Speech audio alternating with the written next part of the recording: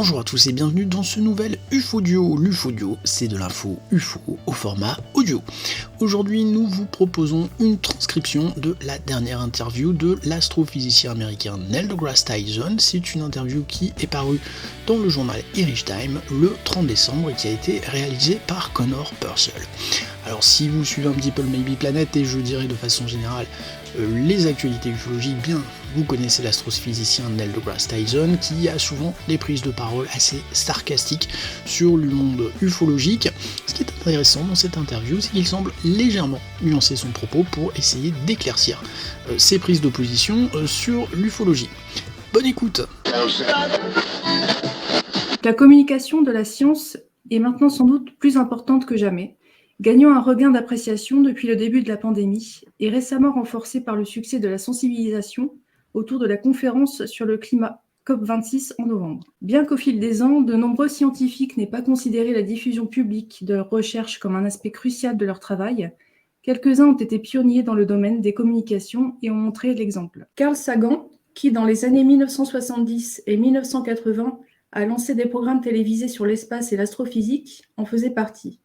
Neil deGrasse Tyson, célèbre narrateur de séries télévisées et commentateur YouTube, en est un autre, une star moderne de la science qui a suivi les traces de Sagan. Tyson, actuellement directeur du planétarium Hayden de l'American Museum of Natural History, a déjà reçu la NASA Distinguished Public Service Medal 2004 et la Public Welfare Medal 2015, décernée par l'Académie nationale des sciences des États-Unis pour son rôle extraordinaire auprès du public sur les merveilles de la science. Connor Purcell a récemment interviewé Tyson à New York par appel vidéo lorsqu'ils ont discuté de sujets autour de son nouveau livre A Brief Welcome to the Universe, de l'importance des communications scientifiques et des raisons pour lesquelles il reste sceptique à propos des ovnis.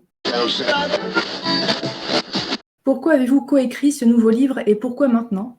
Ce livre est essentiellement une version brève et condensée d'un volume beaucoup plus volumineux intitulé « Bienvenue dans l'univers ». Ce volume est essentiellement un manuel créé à des fins d'enseignement, mais il se lit différemment d'un manuel.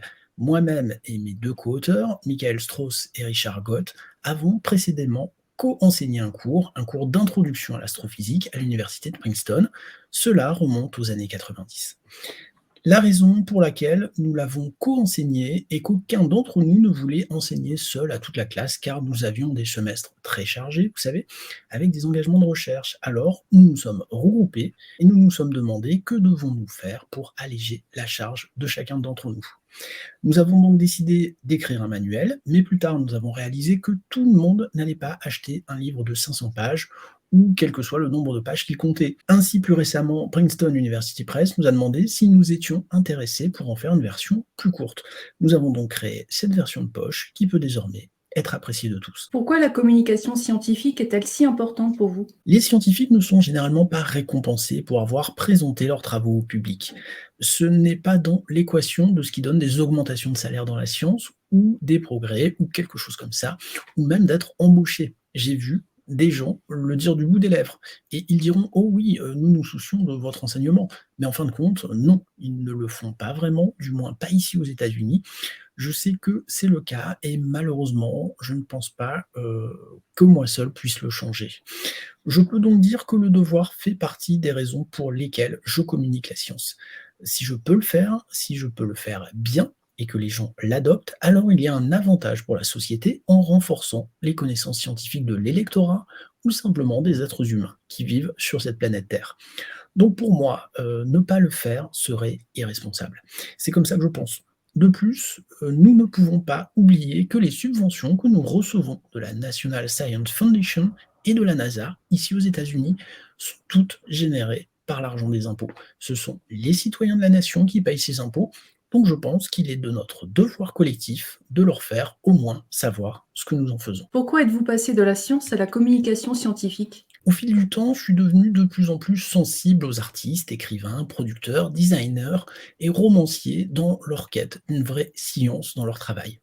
C'était un processus graduel. Ils n'avaient pas à m'appeler, ils auraient pu simplement inventer la science, alors j'ai été impressionné par ce qu'ils s'en souciaient. Dans chaque cas, ils se souciaient réellement du fait que la science ait raison. Je respecte profondément cela, Et donc j'abandonne pratiquement tout au service de ces appels et au fil du temps, j'ai vraiment commencé à aimer la façon dont la science atteignait le public. J'ai également découvert que l'attention que je porte à être meilleur chaque jour pour apporter la science au public a amené le public à en vouloir encore plus. C'est donc presque un processus d'emballement. D'accord, je me dis peut-être que ce que j'ai fait là-bas a vraiment fonctionné et puis-je l'améliorer. Ouais, donc je le fais. Et puis encore plus de gens montrent de l'intérêt. Cela conduit donc à des interviews au journal du soir, sur des talk shows ou sur des documentaires. Que pensent les autres scientifiques de la communication scientifique? Je sais que le grand Carl Sagan, dès le début, lorsqu'il a commencé à faire connaître son travail et le travail de ses collègues, a reçu un certain recul. À son époque, aucun scientifique ne s'approchait de la télévision ou de quelque chose de ce genre, comme les émissions de comédie scientifique qui ont eu lieu des années plus tard et qui ont été en quelque sorte inspirées par lui.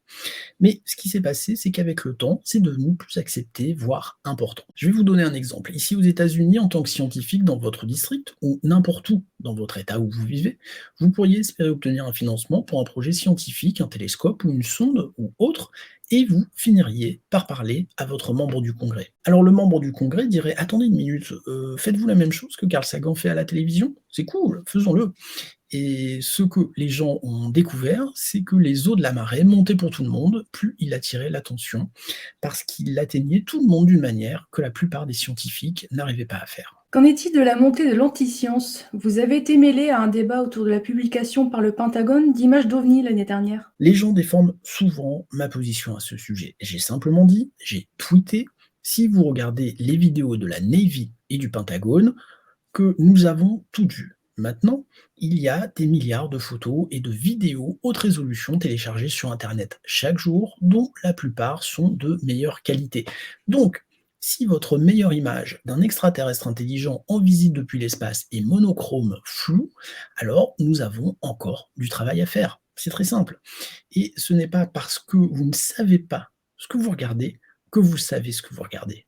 Donc, j'essaye de renforcer chez les gens ce que le U représente dans UFO. Pensez-y. Donc, de toute façon, les gens se sont fâchés contre moi sur les réseaux sociaux. Ils disaient des choses comme: «Vous n'êtes pas un scientifique, vous n'êtes pas curieux à ce sujet». Mais je suis curieux, mais je reste complètement sceptique, précisément parce que je suis un scientifique. Pensez-vous que nous devrions financer de telles enquêtes à l'avenir? Concernant les ovnis, oui, bien sûr, malgré les doutes que je viens d'esquisser. Je le vois comme ça. Je pense qu'un certain pourcentage de tout budget de recherche devrait être consacré à l'étude des objets volants qui ne peuvent pas être identifiés. Cela devrait être une partie évidente du travail pour tout système de défense. Est-ce une menace? Qu'est-ce que c'est? Doit-on s'inquiéter? Et puis, s'ils existent et sont extraterrestres, peut-être qu'un jour on en capturera un. Ce serait génial. Ensuite, nous pourrions l'étudier. Mais même cela mis à part, nous avons fait des programmes de recherche actifs en cours depuis les années 1960. Nous avons envoyé des signaux, essayé de recevoir des signaux de civilisations potentiellement intelligentes de la galaxie. L'Institut SETI est là pour ça, bien sûr. Maintenant, un nouveau programme à Harvard, le projet Galileo, établi par Avi Loeb, essaie d'amener les gens à être un peu plus ouverts à la possibilité qu'il puisse y avoir des artefacts extraterrestres flottant là-bas, dans tout notre système solaire et au-delà. Bien sûr, la communauté des passionnés d'OVNI s'est toujours intéressée à cela. Mais ce qui est différent ici, c'est que le professeur Loeb porte le pédigré d'un professeur de Harvard et associe une véritable science analytique à l'entreprise. Je souhaite bonne chance au projet.